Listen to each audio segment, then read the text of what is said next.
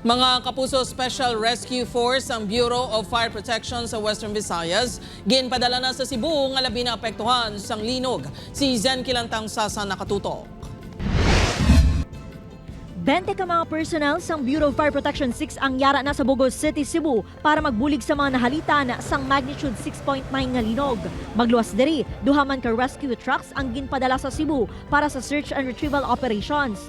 Aton nga national headquarters nag-direct sa aton through our fire chief para mag-extend sang humanitarian assistance. Samtang bangod sa pagtayog nga nabatsyagan sa probinsya sa tion sang linog, nadiskubrihan ni Iloilo PD RRMO Head Cornelio Salinas nga wala sang monitoring office sang FIVOC sa Iloilo. Luyag kun tani sini nga may personnel o kon expert nga mahimo makuhaan sang impormasyon sa tion sang linog pareho sang paghibalo sang intensity halin sa epicenter. There should be a monitoring station to say that for a period of 15 days, amo ni siya ang level of ground movements, earthquake shocks nga hindi man siya tamaan katudo. Sabat sa DOST-6, mayara sang seismic stations nga nahamtang sa Antique, Banga Aklan, Rojas City sa Capiz, kag sa Dueñas Iloilo. Apa ang Dueñas Station ang unmanned o kun wala sang personnel nga nagadumala.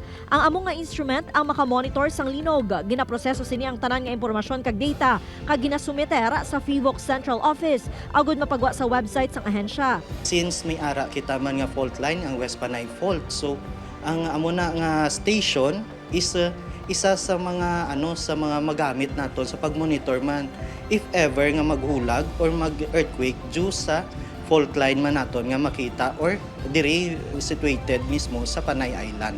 Dugang pasang DOST, diri sa Panay ang point person nga mahimo pakigaangutan amo ang monitoring station sa Rojas City bangod may mga personnel nga naka-assign diri. Ang amon diri nga sitwasyon, amon establishmento hindi ni sa sang office, monitoring station gani ang amon gid nga office is dito gid sa central office.